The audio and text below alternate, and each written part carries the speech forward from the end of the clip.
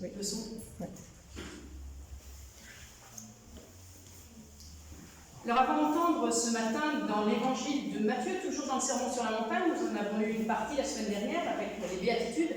Je vous invite à entendre dans l'évangile de Matthieu ce matin les versets 19 à 34, mais avant cela, je vous invite à la prière.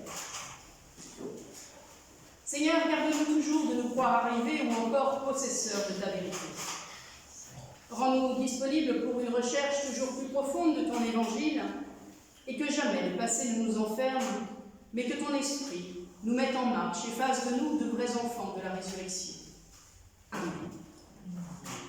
Comme je vous l'ai annoncé, nous allons lire dans l'évangile de Matthieu au chapitre 6, les versets 19 à 34. Ne vous amassez pas des trésors sur la terre, où le ver et la souris ravagent et où les voleurs percent et dérobent. Mais amassez-vous des trésors dans le ciel, où ni le ver ni la souris ne ravagent et où les voleurs ne percent ni ne dérobent. Car là où est ton trésor, là aussi sera ton cœur. L'œil est la lampe du corps, et si ton œil est en bon état, tout ton corps sera éclairé. Mais si ton œil est en mauvais état, tout ton corps sera dans les ténèbres. Si donc la lumière qui est en toi est ténèbres, combien seront grandes les ténèbres? Nul ne peut servir de maître, car ou il haïra l'un et il aimera l'autre, ou il s'attachera à l'un et méprisera l'autre. Vous ne pouvez servir Dieu et Mammon. C'est pourquoi je vous dis, ne vous inquiétez pas pour votre vie, de ce que vous mangerez, ni pour votre corps de quoi vous serez vêtus. La vie n'est-elle pas plus que la nourriture et le corps plus que le vêtement? Regardez les oiseaux du ciel. Ils ne sèment ni ne moissonnent, et ils n'amassent rien dans les greniers, et votre Père céleste les nourrit. Ne valez-vous pas beaucoup mieux qu'eux? Qui de vous, par ses inquiétudes, peut ajouter une coudée à la durée de sa vie? Et pourquoi vous inquiétez-vous au sujet des vêtements? Considérez comme croissent les lys des champs, ils ne travaillent ni ne filent. Cependant, je vous le dis que Salomon même, dans toute sa gloire, n'a pas été vêtu comme l'un d'eux. Si Dieu revêt ainsi l'herbe des champs, qui existe aujourd'hui et qui sera demain jetée au four, ne vous vêtira-t-il pas à plus forte raison, gens de peu de foi? Ne vous inquiétez donc point, ne dites pas que mangerons-nous, que boirons-nous, de quoi serons-nous vêtus? Car toutes ces choses, ce sont les païens qui les cherchent. Votre Père céleste sait de quoi vous avez besoin. Cherchez premièrement le royaume de justice et toutes ces choses vous seront données par-dessus. Ne vous inquiétez donc pas du lendemain, car le lendemain aura soin de lui-même. À chaque jour suffit sa peine. Seigneur, ta parole est une lampe à nos pieds et une lumière sur nos sentiers. Ta parole est la vérité. Sanctifie-nous par ta vérité. Amen.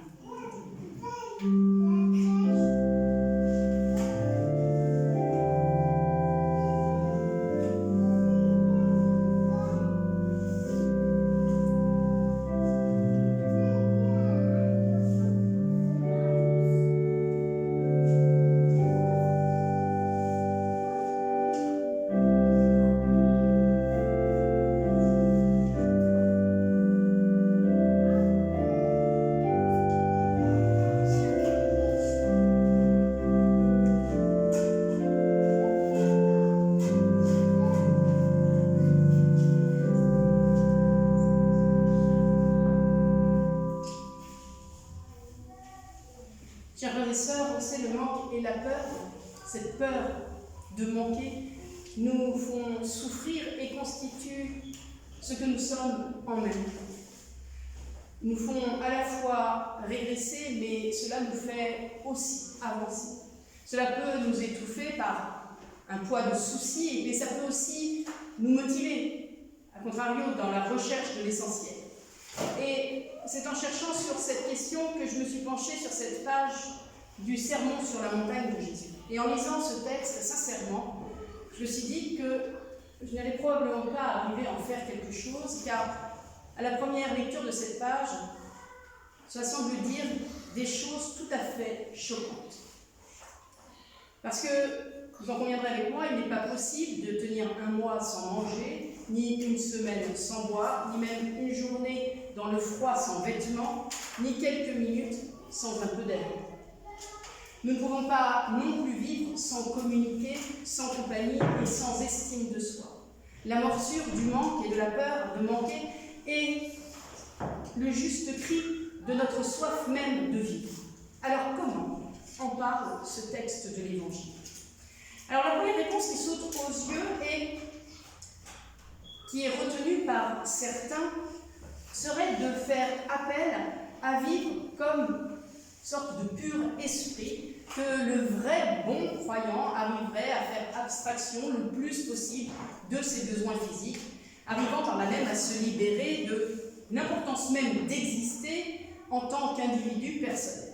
Certaines spiritualités, certaines philosophies retiennent également, on sait, ce cheminement, mais c'est en général pas celui que l'on trouve dans la Bible et encore moins dans l'Évangile du Christ. En effet, Jésus nous dit que Dieu aime le monde et aime le monde où nous sommes, qu'il aime et qu'il aime notre vie jusqu'à tout donner pour la sauver, pour la rendre belle.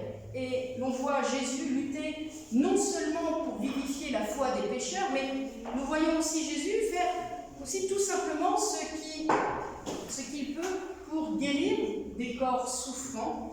Et il nous appelle à donner nous-mêmes à manger à ceux qui ont faim.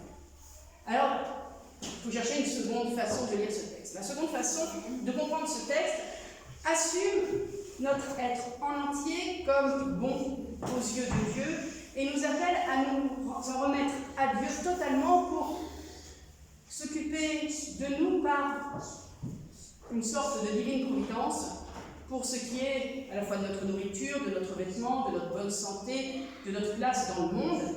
Et il y a là, on pourrait dire, une belle confiance en Dieu, à penser les choses ainsi, une vraie et admirable foi, mais qui est, à mon avis, assez mal placée, car elle est trompeuse et ne correspond absolument pas à la réalité.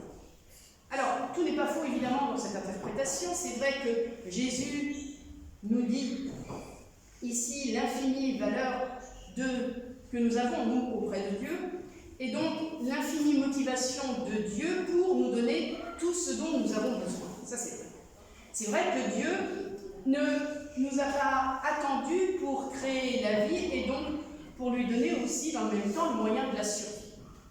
Mais il arrive qu'il y ait trop de neige et on sait aussi que les oiseaux meurent et n'arrivent plus à trouver à manger, en même temps où l'homme était en train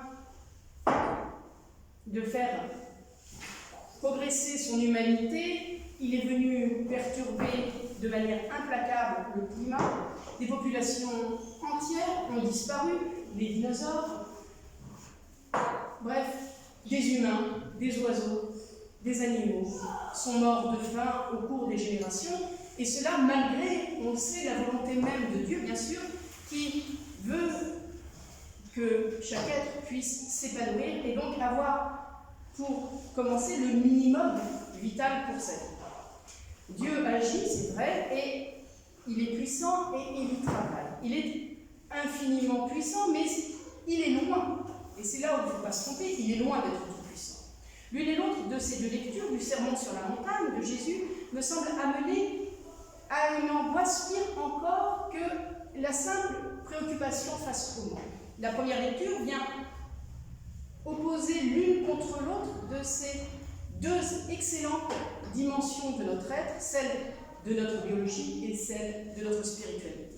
Alors, comme le dit Jésus, tout royaume divisé contre lui-même est dévasté, il le dit au chapitre 12 de Matthieu, et toute ville ou maison divisée contre elle-même ne peut subsister. Il en est ainsi de la personne dont le corps nie la spiritualité ou dont la foi nie les légitimes aspirations du corps. D'ailleurs, le verbe grec qui traduit « s'inquiéter » signifie littéralement être divisé, écartelé. Et c'est littéralement le propre de ce qui est diabolique d'opérer en nous-mêmes, c'est-à-dire un éparpillement. Je vous rappelle que le diable, c'est le diabolo, c'est celui qui divise. C'est pour ça que j'utilise le mot de diabolo. Au contraire, d'unifier notre être et notre vie, de développer l'individu personnel que nous sommes pour mieux le mettre en articulation avec les autres et avec notre Dieu. Et cela devrait être notre projet aussi, avec Dieu, de prendre soin de nos frères et de nos sœurs et de la création, associant du même coup et réconciliant le soin du corps et celui de la foi. La seconde lecture est particulièrement angoissante et culpabilisatrice avec cette notion de providence que l'on pourrait attendre de Dieu. Car quand le pauvre a besoin d'aide à en mourir, priant et suppliant Dieu, il n'y a pas de pain, on sait qu'il tombe du ciel sur la terre, ni de médicaments, ni même un endroit où se réfugier. Et cette théologie de la providence matérielle de Dieu a fait perdre la foi, et à juste titre, bon nombre de personnes. Pourtant, Dieu agit, il agit puissamment,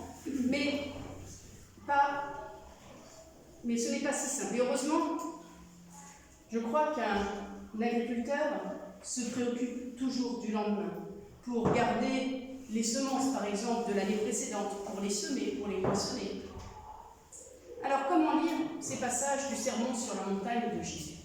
Un certain nombre d'indices ont attiré mon attention en lisant ce texte, révélant une plus grande encore complexité. Le premier indice, ce sont les exemples que Jésus donne de ce que l'oiseau n'a pas à faire pour avoir sa nourriture. Qu'est-ce qu'il n'a pas à faire? Semer, moissonner et mettre dans les greniers.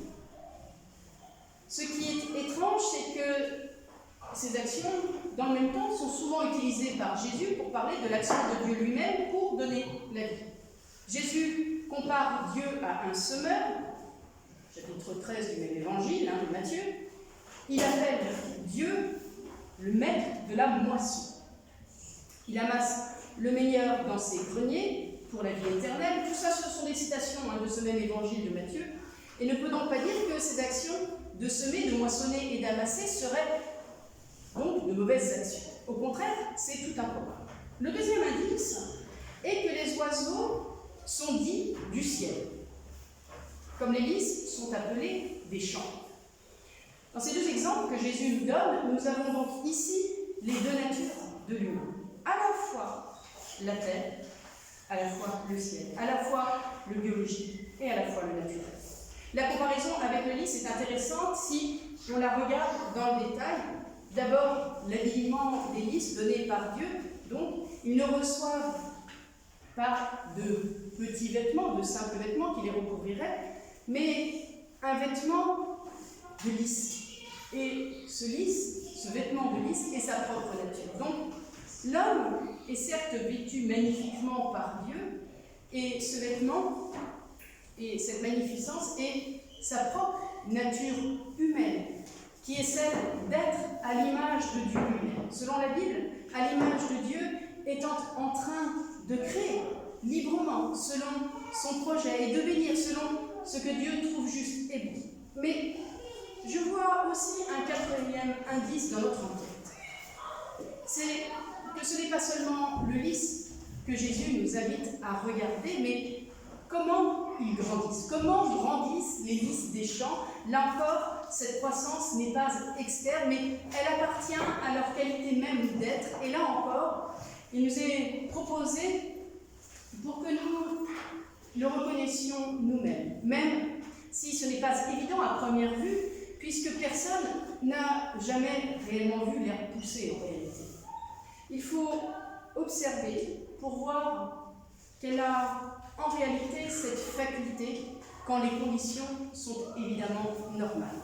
Alors, le fait que la beauté des lys soit comparée avec Salomon est là aussi un détail extrêmement significatif. Jésus aurait pu dire seulement le plus riche des hommes, s'il voulait dénoncer la richesse, mais non, l'exemple pris est celui de Salomon, celui qui est remarquable par sa sagesse, lui permettant vraiment de faire du bien en ce monde et en marquant une vraie place pour Dieu au cœur de la cité terrestre.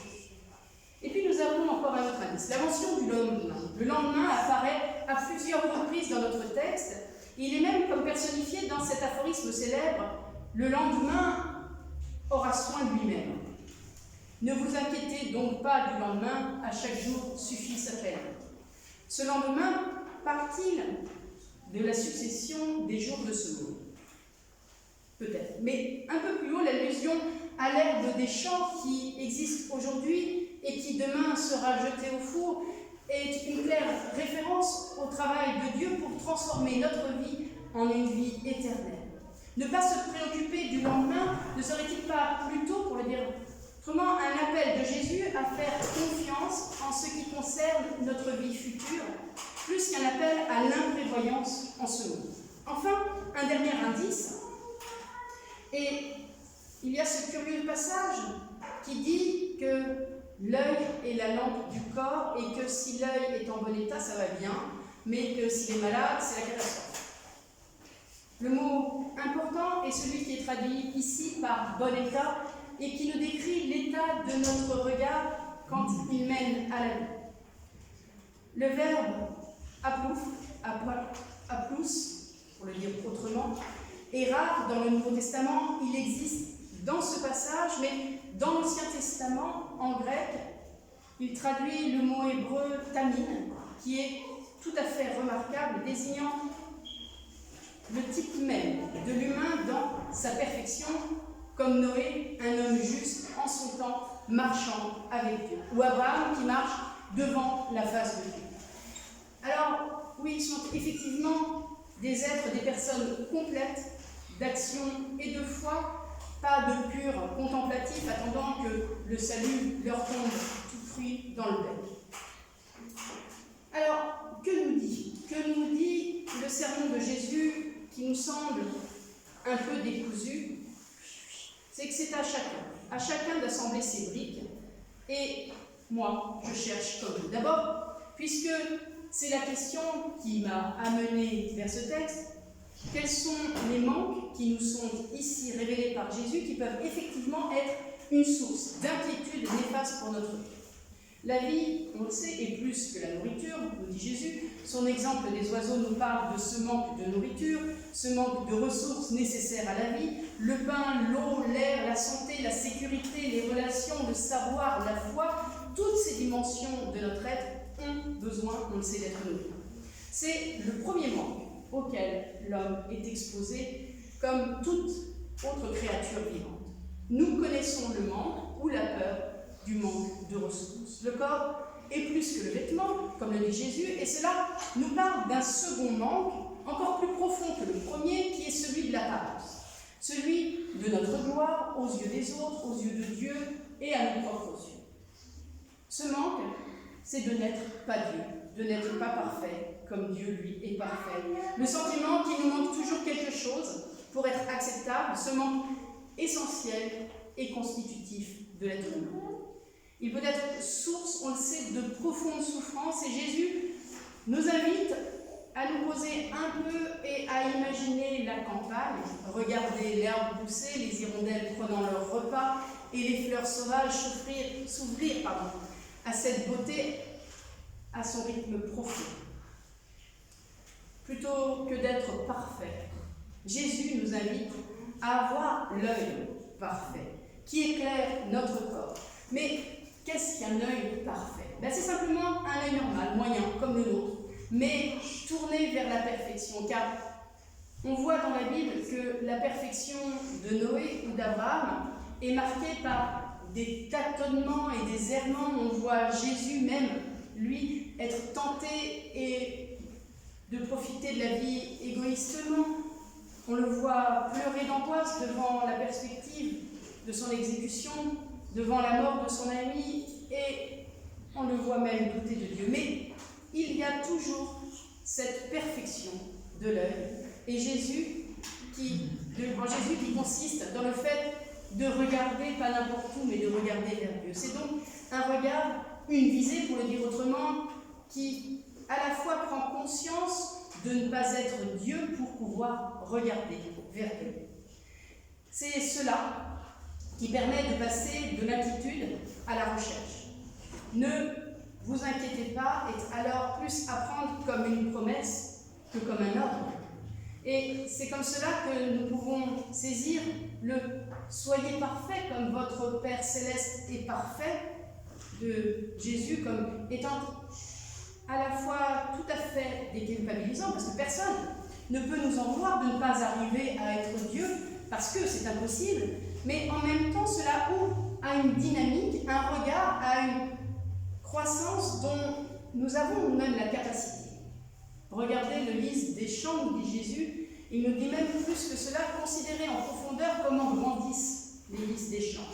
Ils sont issus de la terre comme nous le sommes, ils sont encore en partie enfoncés, loin d'être Dieu, même pas un oiseau du ciel, mais ils ont reçu la capacité de grandir, de s'élever vers le ciel. Et cette capacité est une gloire plus grande que celle même de Salomon, le roi de la sagesse et le roi de la paix. Mais Jésus ne fait pas de distinction entre le lys orangé de luxe et le petit lys tout palichon. Mais le plus rabougri des lys a reçu lui-même cette capacité à sortir de la terre et à grandir vers le ciel. Et cela, c'est vraiment quelque chose que nous pouvons contempler en chacun de nous. Oui, nous ne sommes pas parfaits, mais nous avons tous et toutes reçu la possibilité de grandir, de marcher avec Dieu comme Noé et comme Abraham, au moins par le regard, au moins par un début de recherche du royaume de Dieu. Alors cet évangile du Christ exorcise ce manque de perfection qui nous faisait nous sentir nuls et nous faisait peut-être courir fébrilement. Et Jésus nous aide à convertir la force nocive de cette inquiétude en une force positive de recherche, une recherche comme un regard de contemplation tranquille, de contemplation confiante. La capacité à grandir nous a été donnée. Regardons-nous pousser, regardons les autres comme capables aussi de pousser et de grandir grâce à Dieu. Les oiseaux du ciel nous parlent du manque le plus basique, mais non moins, on le sait, essentiel de ce monde qui est le manque du minimum vital. La volonté de Dieu, c'est bien entendu que tout le monde puisse disposer du minimum, et Dieu y travaille, et il y embauche, mais manifestement, Jésus mélange tout. L'oiseau du ciel parle des besoins de notre corps terrestre, et le lys des champs nous parle de notre révélation vers Dieu. Oui, tout est mélangé dans notre être, parce qu'il est complexe. Tout est associé dans ces manques matériels et ces manques spirituels. Notre peur de manquer du minimum vital est avivée par ce manque essentiel de ne pas être Dieu, et inversement. Regardez les oiseaux voler dans le ciel, nous dit Jésus, ils nous disent de ne plus nous voir comme des bébés pigeons recevant tout dans le bec d'un Dieu qui serait une sorte de maman pigeon. Dieu nous envoie voler par nos propres ailes, avec une incroyable liberté que donne la foi et la confiance en Dieu. Alors, quand nous volons comme un oiseau dans le royaume des cieux, que nous avons alors la sagesse de Salomon qui se retrousse les manches pour travailler sur la terre, qui planifie le nombre d'ouvriers, de troncs d'arbres et d'or pour essayer de bâtir un pays de paix pour son peuple, où chacun a le minimum vital, où chacun a sa place et où Dieu n'est pas oublié. C'est à cela que nous sommes invités, en volant de nos propres ailes, avec la confiance en Dieu. Amen.